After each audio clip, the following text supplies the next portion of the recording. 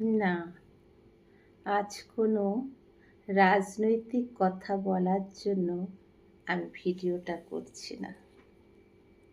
আজকে বাস্তবের এমন একটা চরম সত্যকে তুলে ধরব তোমাদের সামনে, তোমরা সেটা মনে রেখো। সেটা হলো বার্ধক্য, একাকিত্ব আর অভাব।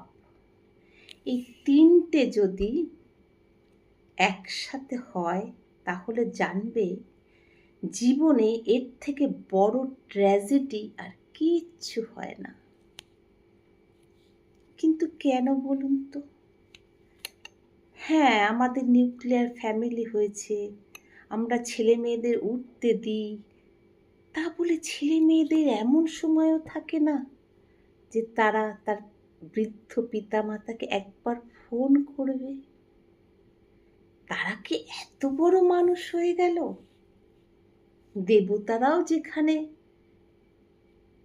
নিজেদের বন্ধন থেকে তারা দেখায় না আলাদা, দেখবেন শিব পরিবার কি সুন্দর, শিব, পার্বতী, কার্তিক, গণেশ, এগুলো আমাদেরকে কি কি মেসেজ দেয় সমাজকে, যে এইভাবে থাকতে হয়।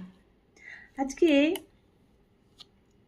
আমার খুব জানতে ইচ্ছা করে আজকালকার ছেলে মেয়েদের কাছ থেকে, আচ্ছা তোমাদের কি বয়স হবে না?